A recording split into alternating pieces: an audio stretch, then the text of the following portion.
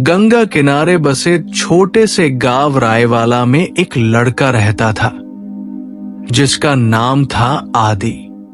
आदि की आंखों में बड़े सपने थे, पर मन में हर समय एक अदृश्य बोझ सा महसूस होता था। पढ़ाई, भविष्य, परिवार की उम्मीदें, समाज की बातें, सब मिलकर उसके भीतर तनाव की दीवार खड़ी कर चुके थे। वो अक्सर सोचता, क्या मैं अपने सपनों को पूरा कर पाऊंगा? क्या दुनिया की उम्मीदें कभी खत्म होंगी? क्यों हर कोई मुझसे कुछ पाने की चाह रखता है, पर मेरी शांति के बारे में कोई नहीं सोचता? और ये सोचते सोचते उसका मन और भारी हो जाता। एक दिन वो अकेला नदी किनारे बैठा था। तभी गांव के बूढ़े साधु ने उसे देखा और पास आकर कहा, बेटा, क्यों इतना उदास हो? जीवन का बोझ तुम्हें दबा रहा है या तुम स्वयं उसे पकड़कर चल रहे हो? साधु की बात सुनकर आदि चौंक पड़ा। क्या मतलब? क्या बोझ मैंने खुद थाम रखा है? साधु मुस्कुराए। हाँ, जैसे कोई व्यक्ति जलती मशाल को कसकर पकड़ ले और फिर रोए कि हाथ जल रहे हैं, वैसे ही तुम भी चिंता और तनाव को कसकर पकड़ रहे हो। यदि छोड़ दो तो शांति तुम्हारे भीतर ही है।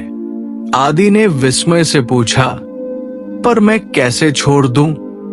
रोज की समस्याएं तो मेरे साथ ही रहती है। गरीबी है, परिवार का दबाव है, भविष्य की अनिश्चितता है। इन सबको नजरअंदाज कैसे कर दूं? साधु ने गहरी सांस लेते हुए कहा, समस्याएं जीवन का हिस्सा है बेटा, लेकिन उन्हें पकड़कर बैठ जाना तुम्हारा चुनाव है। गौतम बुद्ध ने कहा था, तुम्हारा मन ही तुम्हारा सबसे बड़ा मित्र है और वही तुम्हारा सबसे बड़ा शत्रु भी। यदि मन को साध लो तो बाहर की परिस्थितियां तुम्हें हिला नहीं सकती। आदि चौंक कर बोला, तो क्या मन ही सब कुछ है? साधु बोले, हाँ।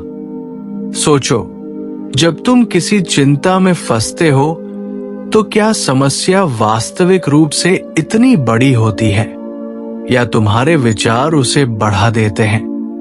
तनाव बाहर से नहीं आता, वो भीतर पैदा होता है। जैसे आग की चिंगारी छोटी हो, पर यदि हवा दो तो वो बड़ी लपट बन जाती है। उसी तरह छोटी सी कठिनाई तुम्हारे भीतर की बेचैनी से तनाव का पहाड़ बन जाती है।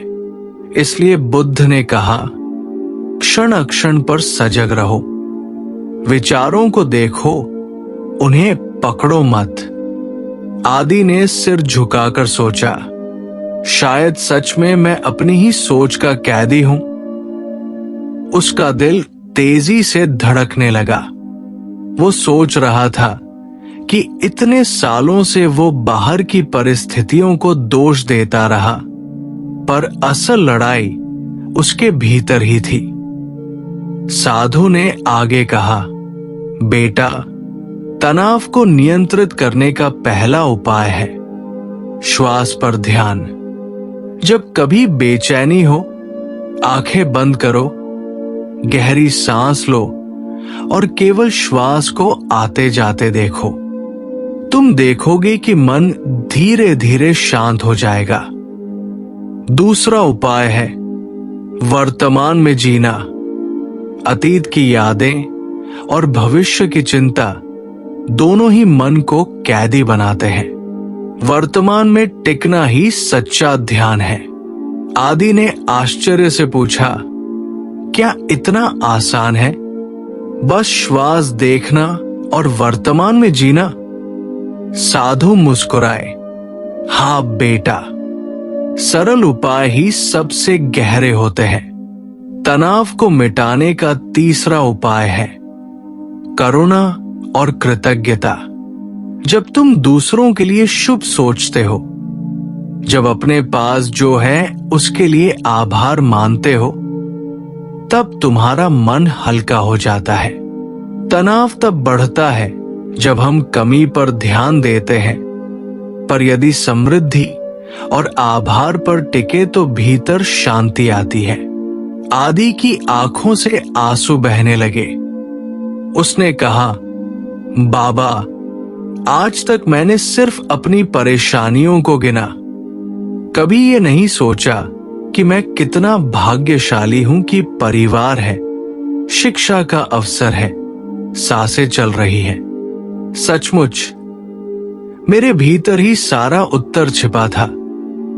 साधु ने मुस्कुराकर कहा, याद रखो बेटा, तनाव मिटाने के लिए दुनिया बदलने की जरूरत नहीं, स्वयं को बदल लो तो दुनिया बदलती प्रतीत होगी।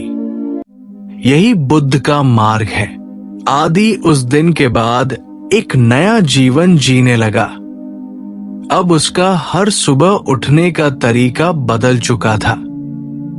पहले वो नींद से जागता तो दिमाग में हजारों चिंताएं दौड़ पड़ती। आज क्या होगा? परीक्षा कैसी होगी? पैसे कहां से आएंगे? लोग क्या सोचेंगे? लेकिन अब वो जागते ही एक गहरी सांस लेता और खुद से कहता, मैं जीवित हूं। यही सबसे बड़ा उपहार है।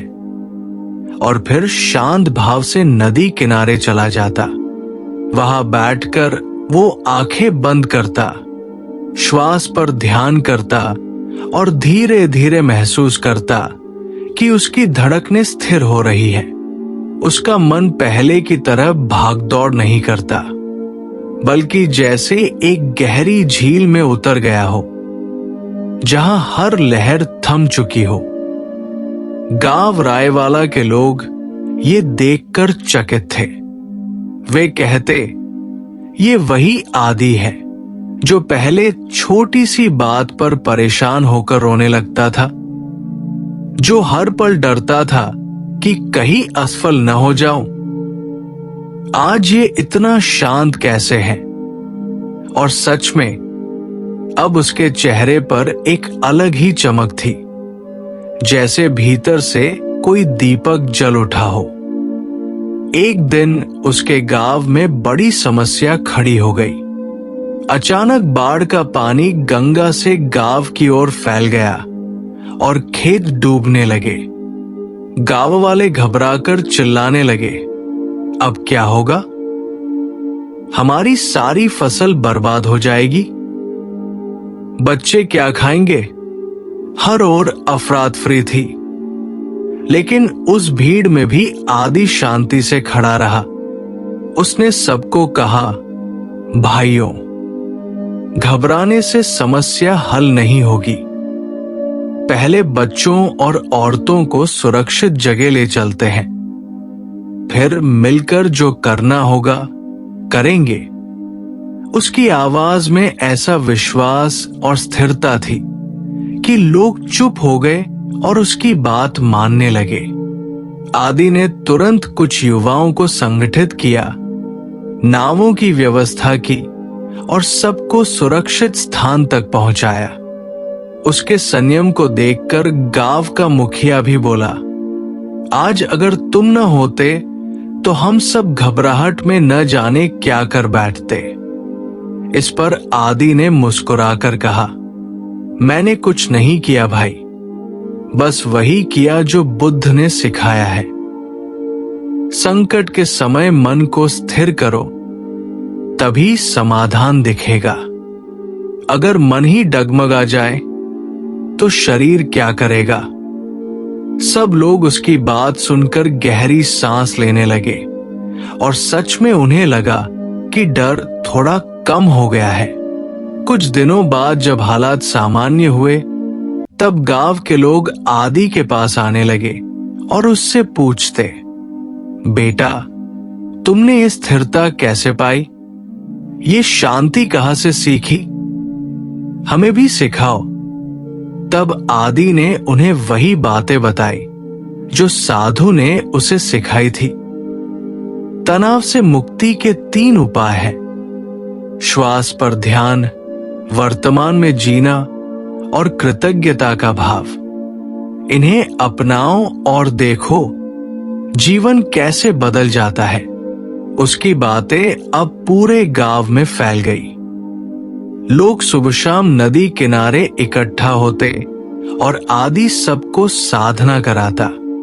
वो कहता, आंखें बंद करो, गहरी सांस लो और बस देखो विचार आते हैं, जाते हैं, उन्हें पकड़ो मत, बस साक्षी बनो।